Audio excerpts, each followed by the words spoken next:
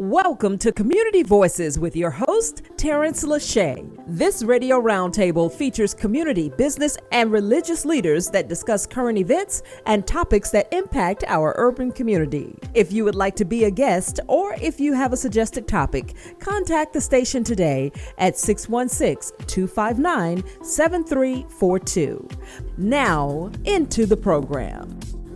Welcome back to Community Voices. I am Tarence Lauchie, and I'm blessed to be in the studio today with a dynamic young woman who I'm going to introduce or allow her to introduce herself in just a moment. But I want to encourage you to take a few moments to share and like this if you're watching it in any form of social media, but also tune in to 91.9 FM, the People's Choice, to listen to some good gospel music all week long. So in the studio, I have a woman who is not a stranger to our community and not a stranger to Community Voices. We have mayoral candidate Senita Lenear. Welcome. Thank you so much, Doctor. Yeah, I'm saying that's it. New. That's Dr. Lauchie, thank you so much for having me. Thank you for being here. I'm honored, and as I said off air, it's just a privilege to be able to support the community this way. This is my volunteer work to the community to help bring information and access points and maybe even challenges. I want to challenge our viewers and listeners today because you are running for mayor for one of the greatest cities on this side of the Mississippi, as they would say. That's right. I am. Talk to us about it, because you spent the last how many years serving in the city council? I was on the commission for 9 years. It's so hard to be. Can you believe that? Wow. It went by so fast. Yeah. And before that, obviously served on the school board. Yep.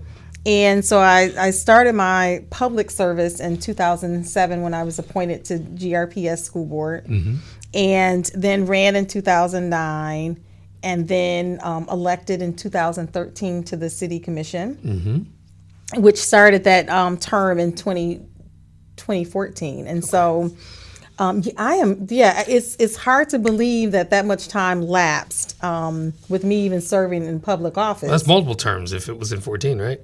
Yeah, 2 plus an extra year because we had a ballot initiative that switched our elections from odd year to even year, which then added an additional year to the existing terms of those who were serving. Which was a blessing because we saw some great work being done. We also saw some attention being given to the inner city communities, the core of the city, of which you served. Yeah. Talk a little bit about your ward experience. Yeah, I served on the 3rd ward and loved every minute of serving the people of the 3rd ward. It is the most diverse ward. I was watching the candidate interviews for the 3rd ward seat that Pastor Moody vacated, and they were talking about it being the most diverse of the wards in the city of Grand Rapids. And so, it was exciting to have the opportunity. The footprint of the 3rd ward was from Wealthy to 44th, East Pierce to Jefferson. So it was, this large footprint. And so you have a lot of different neighborhoods that have a lot of different personalities and a lot of different needs and wants. Sure. And to be able to have communications with the diversity that existed exactly. and bringing up policies that worked for people because they elected me, at high levels in both the initial election as well as the second term that I served. I felt like I was representing the community well. Sure. And I think you have. For those who might just be tuning in or, riding through their car and listening to this, I'm Tarence Lauchie. This is Community Voices.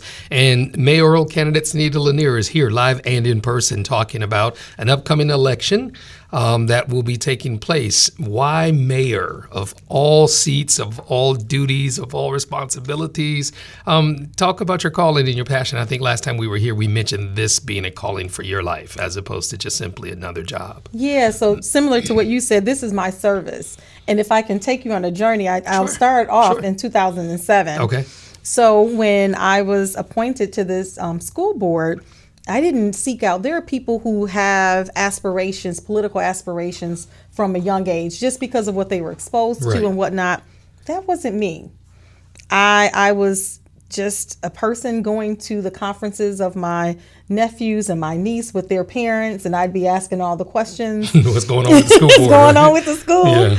And so when the seat was vacated in 2007, I got a call from my sister. It was on the news because the person who was vacating, it was kind of comical how they were leaving. So they kept showing this reel on the news. So she called because she's silly and she knows I'm silly. Right, So we're laughing at right. what was happening on the news. And so we, but it got serious really quickly because she said, you should do this. And I was like, do what? She was like, where they're talking about, how they'll replace this guy, you should do it. And, I had not thought about it. Right. Until she said that. And this is one of my sisters who does that for me. She'll mention something. Encourage you and that's push right. You in that direction. Push. And so she did. And, I talked with my husband about it and he was agreeing with her. And so the rest is history. And so when I got there, I didn't seek that. Sure. And then when it was time to go to the city commission, I didn't seek that either. Yeah. So I was serving on the school board. People were asking me to consider the city commission. Mm-hmm. I wasn't really interested. I kept saying to them, you guys are talking about chickens in backyards. Right. We're talking about education. Right. You had a whole different set of priorities. That's there, right, my priority over here. And so, but it wasn't until I was president of the school board at the time, received a phone call early morning, 7:00 in the morning, from the then superintendent who said, Madam President, there's been a shooting near one of our schools. Wow. So he told me what was going on. No one was hurt. It was too early for the kids to be out in the community. Mm-hmm. But he wanted me to know because the media was about to pick it up and it was going to air. And so when I hung up, I'm getting ready and I'm thinking about the kid who's at home brushing his teeth. Yeah. And he has to grab his backpack and head out the door. Yeah. And he's frozen because he heard gunfire. Mm-hmm. Or the kid who grabs his backpack and leaves because he's just accustomed to hearing it. Mm-hmm.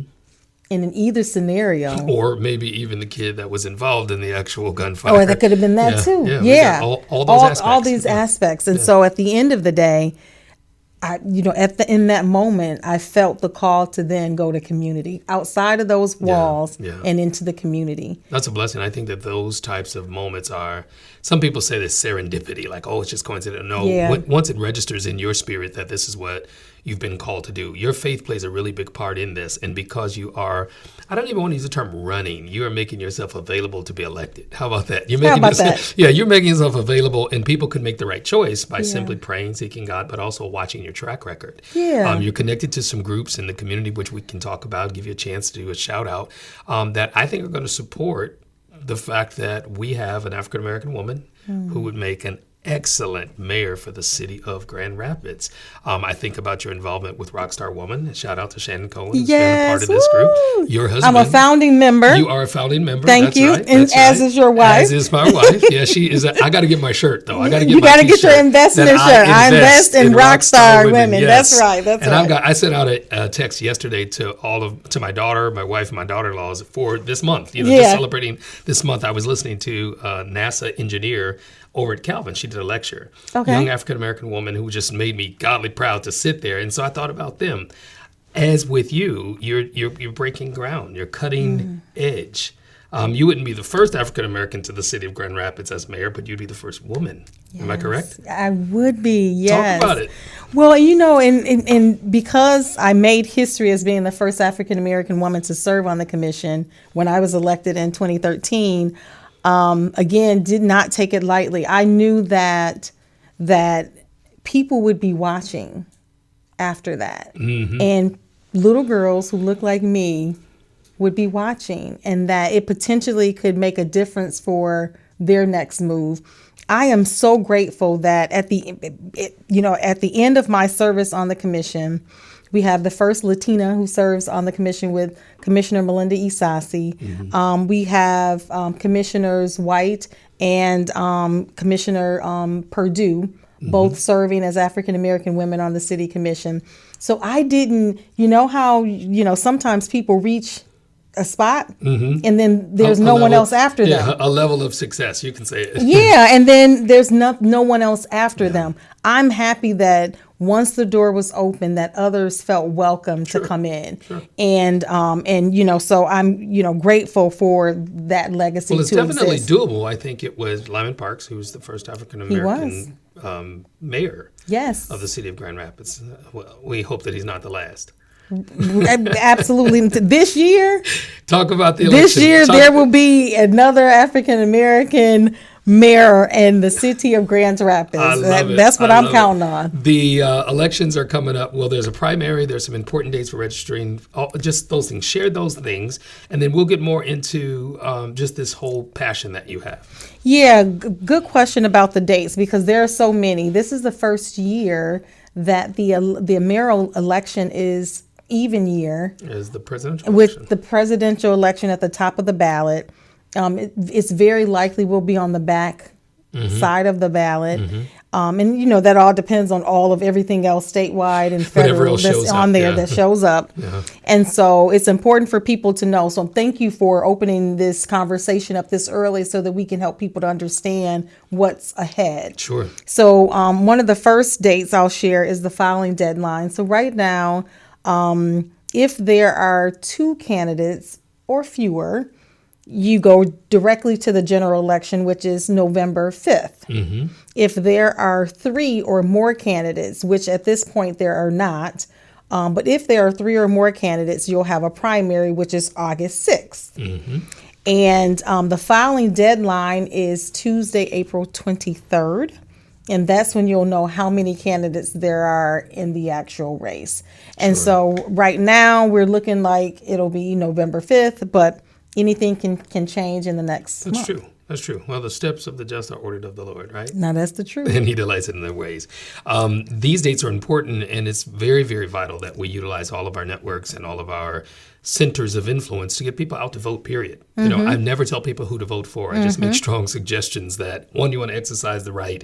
And then if you watch me and my support for certain candidates, they share the values of what we believe in. I think that there are going to be some tough things that you'll have to face as a mayor of a city that is growing, changing. A little off the air, we talked about the fact of African Americans' presence. I mean, that's our primary listening audience, even though it's not the only listening audience. But our progression from the days of pre-COVID, during COVID, George Floyd, Black Lives Matter, a lot of diversity, equity, and inclusion positions being implemented and now being rescinded.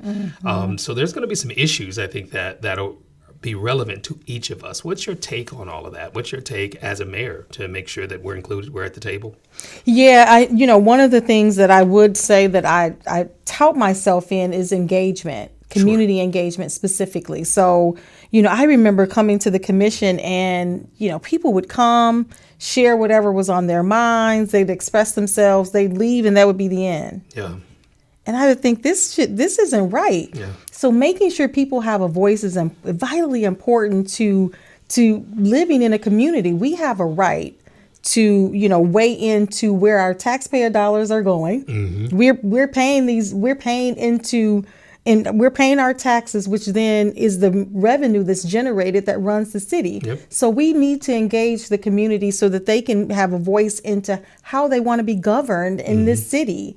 And so that's one of my commitments, because it's been my commitment all along, is to make sure that we are continuously engaging the city, listening to diverse groups. And my specialty is bringing people who don't get along into one room and talking about the issues, because what I can't do is say one thing to one audience and say something else to another. Right. That's right. Let's talk about it. You may not at the end of the day agree with everything, but let me be forthright with you about here's what's before us, and here's how we're coming up with the decisions that we're making. We want this input. Here are the people who provided that input. These are the ways in which we try to garner this input so we can make the best decision for our city. And so I think that's important, to make sure that people's voices are heard of all levels, all walks of life. Absolutely. Whatever community you're coming from, you should be able to weigh in into what's happening in the community that you live in. That's a mayoral view. It wouldn't be just, the mayor for Black people or mayor for women. You're mayor for everyone. That's right. In the city. One of the things that stands out to me regarding our city is its growth and progression. But there has been some major change, and there needs to be some changes. What are some things that you perceive as being doable, implementable, but necessary, as far as some direction that we need to shift? Yeah, good. That's a really good question. There are some things that I feel like we've done really, really well. And there are some things that we didn't do so well that we need to work on. And there are things we've been ignoring. So I'm going to start with the middle. One of the things that I don't think we did so well is the implementation of the cannabis business industry in our city. So we had a lot of conversations. So, again, this is one of those topics that people have varying opinions on. Exactly. We have, a state law that tells us that medicinal as well as recreational marijuana is legal. And now you have to come up with the right policy to try to implement something that people have a whole lot of varying opinions about in a city. One of the things that we tried to do in the third ward, people were adamant about not having them on every single corner. So what you may see in the third ward is a lot of them on 28th Street because people were like, we don't want them in our neighborhoods. We don't want our children walking past these facilities. We don't want that to be something that they see the way they see liquor stores. They weren't, and people who were advocating for that weren't necessarily people who were anti-cannabis. They were just saying what we want to be able to do is have a place where our children cannot be marketed to. Absolutely. At their impressionable ages. Which means that it's a bigger picture than just the industry or somebody making That's a dollar. right. Because targeted communities is where my pet peeve is. Why would you target a community with access to those practices that everybody has a different opinion on? I'm an anti-cannabis guy, but I understand the whole concept behind if you don't speak up, anything could be in your backyard. That's right. Supporter and partner with Project Green and the whole concept behind the payday loans and the targeted communities there. Shout out to Project Green and Dallas Lenear. You know that guy, right? I know that guy. But I think that's worth the conversation. And knowing that somebody would be in a position of influence and prominence that will speak out and help the community to be heard.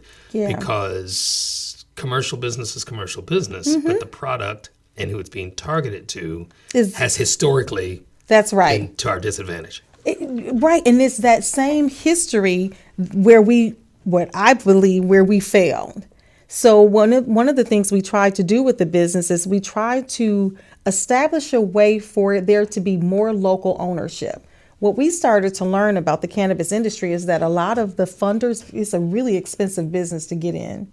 And a lot of the funders were coming from the tobacco industry and from other states. And so we were trying to right some of those wrongs with some of the drug laws that had people incarcerated for the very same substance that other people who look differently from them can now sell legally. And so we tried to put some measures. People who will ultimately be incarcerated for the consumption of a product that was targeted to their community. Come on and finish the sentence. Did I say prison pipeline? you might as well. Right, that's right. A whole nother show. That's a whole other show. I'll be back to talk about that at a later time. Absolutely, that's right. Absolutely. And so we were trying to put some local measures in place, and we didn't do a good job where we were increasing the number of local businesses. So that's an area that coming on the commission as mayor that I will revisit so that we can put the right policies in place so that we can hopefully get some of the outcomes that we were looking for. So reinvestigate what has happened in these years, because it's been about 4 or 5 years maybe? Yeah, it's about 3-4 years. Yeah, and when I tell you it's a hot mess, it's a hot mess. The businesses are upset. The neighborhoods, some of the neighborhoods are upset. People who wanted to get into business that are local who weren't able to get into business are upset. Yeah. There's no one happy right now. Yeah. And we didn't fully address that. Sure. And which kind of leads to one of the other categories, which is the things that we don't like to talk about. You know, the closet or that drawer that you put everything in. You just jam it in there and close it. Say, I'm going to clean that up. I'm going to get to it. We need to get to some of those things. That's good to know. And there are a few things that we need to open up the drawer, pull them out, and make sure we address. The Third Ward Equity Fund, where our own data said we were underinvesting in the Third Ward with our capital as a city with our capital projects. We need to come back to that. So, I'm proud to say that I was championing the establishment of the Third Ward Equity Fund so that we can try to right some of those wrongs. And so there are others. We didn't fund that fully the way we need to. That's something that I'll be spending some time on. And there are even more dollars coming to this region, from what I understand. Well, and they're constantly coming. And how we get to prioritize how we budget the things that we're budgeting. Yeah. $500 million budget and where those dollars go. And so We just need to recognize that if our data is saying one thing, we need to address the things that our data is telling us is wrong. Correct. Otherwise, why collect the data? Why publish the data? Why talk about the data? Yeah. We're not going to do anything about it. Exactly. Business as usual only gets us the same outcomes. And if we repeatedly do the same thing we've always done, we'll always They get say, what we've always don't had. they have a word? They say it's Insanity. Okay. Yeah, insanity. I was going to say foolishness. Foolish but and you're the pastor. insanity. Very same thing. That's Same right. thing. Well, foolishness is bound to the heart of children, but the rod of correction drives it far from them. I kind of think about that, the faith community as well. Faith community should probably listen to your voice and hear what it is that you have to say, because there are a lot of people in our congregations now that don't necessarily know the role of the mayor. Every city's different. We have a dynamic city manager. Yep. We have a dynamic commission, Yep. but we also have the opportunity for a very influential individual. Talk to us a little bit, educate us on how our city might be different than, let's say, a Detroit city or another city. Yeah, so I do this talk on civic engagement where I talk about the 4 personalities in civic engagement. And I love talking about it because I do think it helped people to understand, like, how can they get involved Right. and where they fit in that it. spectrum of people. So I talk about the agitator, the community organizer, the policymaker, and the policy administrator. So those are those personalities. Now I'm going to get to the policymakers in the city of Grand Rapids. The city is made up of a 7-body board, if you will, and they're all equal voting members. So the mayor has an equal vote to every other Sure. other person that's on that body. We have 3 different wards. We have 2 persons serving in each of those wards. That's how we get to our 7. The wards are split up in quadrants, like we were talking about with the 3rd ward of the city, and then the mayor is at large, if you will. We're in a city manager form of government. So our city manager serves as the CEO, if you will, of the city. So, there are administrative functions that the city manager is administering for the city. The commission has 3 other employees. So that person, the city manager, works for the commission. The city attorney, the city treasurer, and the city clerk are all of the 4 staff members that report directly to the city commission. In Detroit, they have a strong mayor form of government. Kalamazoo has a strong mayor form of government. And I grew up in the era of Coleman Young, so okay. so I know about Yeah, strong you know mayors. strong mayors. Yes, and so in strong mayor's form of strong mayor form of government, the mayor is the executive staff person. So it's like combining The that city elected manager seat and as well as the city manager seat into one person. Right. And so in Grand That's a lot of Rapids, power in one place. that's a lot of power in one place. And so you see that a lot in cities where it becomes a little bit more political. You don't really want the person who's running the operations to be political in the sense where they can be bought and there could be, so then, Sure. and I'm definitely not saying that about Mayor No, I get Young, it. I but get it. Yeah. those are the things that in our city, it works for us to have, I think, a city manager form of government, a city manager mayor form of government. Now, a lot of people may not be, educated on that and how the position affords you an opportunity to kind of get into the community from a listen to the people's voice perspective, whereas the city manager can make economic decisions or decisions that may be relevant to a budget or to allocating resources administratively. So what do you bring to the table when it comes to that? Getting in there, talking to people, being the ribbon cutter and the grand opener, but yet also the influencer. Yeah, and so that's the stuff that I really love. When I was on the school board, I enjoyed March as Reading Month because I loved going into the schools reading to kids. Yeah. I love graduations because that was the time when you can see the hard work of people who have gone through all of these years of school and now here they are, they've made it and they're excited. And so I used to love going to graduations as well. On the city side of it, it is those ribbon cuttings. It is it's seeing businesses in their growth. It's the shovel in the dirt. Groundbreakings. Yeah, that's right. Those groundbreakings where people are about to embark on something new and meaningful to them.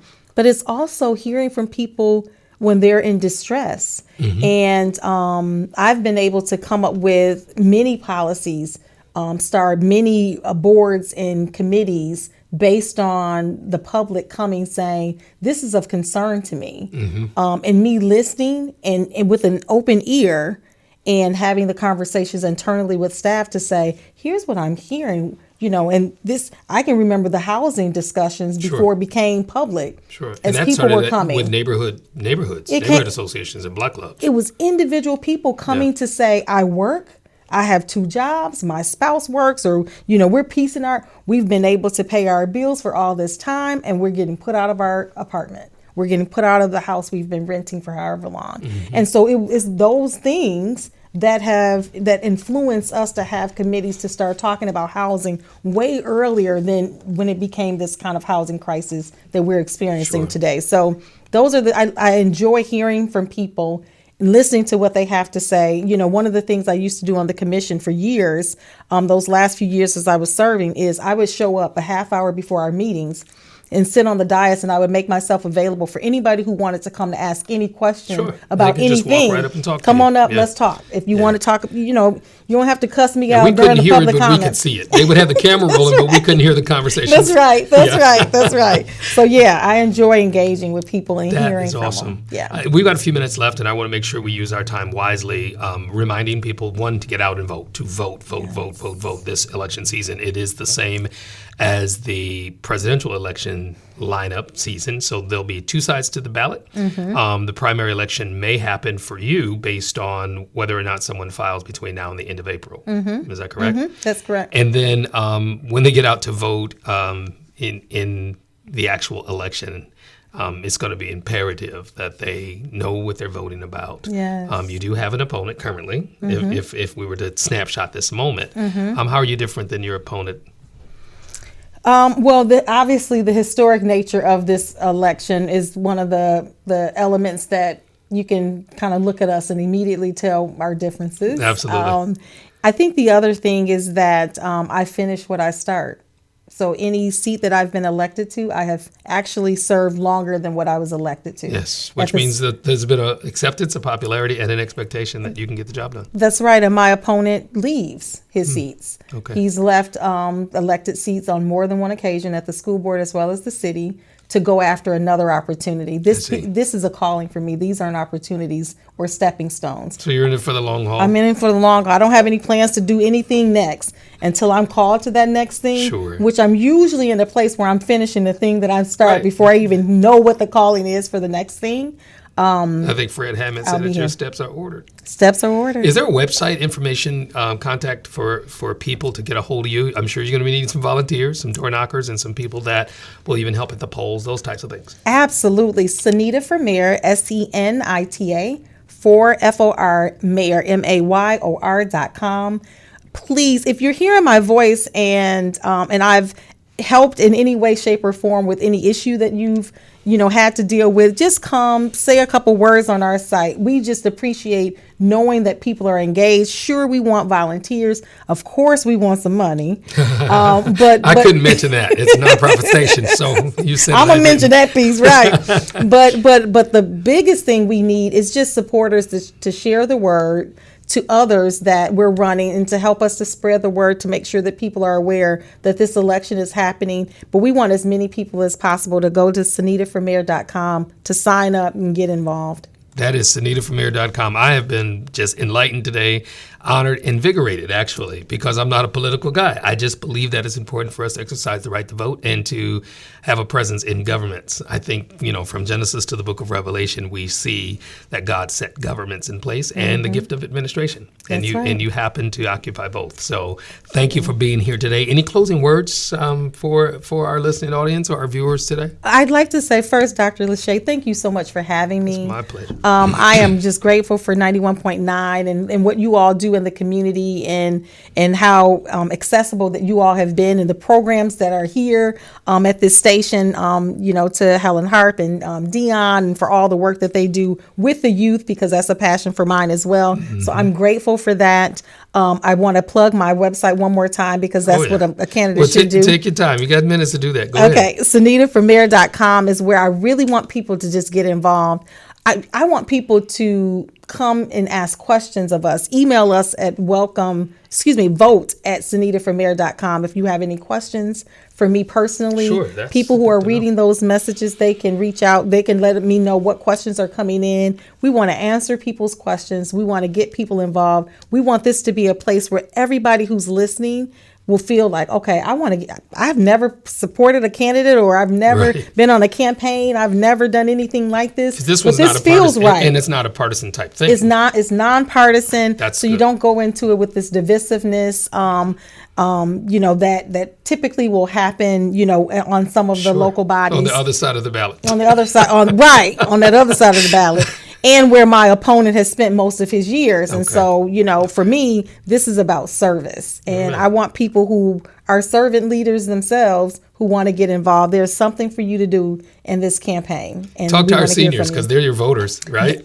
They are the ones who vote. And, and even, to the point you were talking about before with some of the program, the partnerships that exist. There's so many community organizations that I'm affiliated with that I desire to even shout out. So you mentioned Project Green, and my husband Dallas, who runs that. Journey Church. My husband is the pastor of Journey Church. And so the service that we do there at Journey Church, I'm appreciative of the people at Journey and how supportive they have been.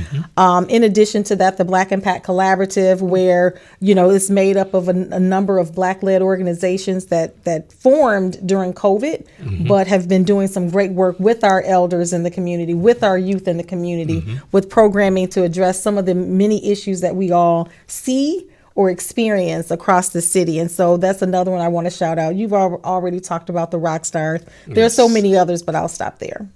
Great. Listen, this has been dynamic. We're right on time with the wrap up. I appreciate this moment, and I'm sure you're going to be back before November. Absolutely. You got to be back before November, just so we can hear how things are coming along in the process. Absolutely. And root you on toward victory. Sounds good. Thank you so much. Congratulations again. Thank you so much, and congratulations to you in advance. Thank you. Listen, you've been tuned in and listening to Community Voices with Tarence Lauchie on 91.9 FM, The People's Choice. You've been listening to Community Voices with your host, Tarence Lauchie. Community Voices can be heard every Friday at 12 noon. This radio roundtable features community, business, and religious leaders that discuss current events and topics that impact our urban community. If you would like to be a guest, or if you have a suggested topic, contact the station today at 616-259-7342. Until next week, let your voice be heard in the community.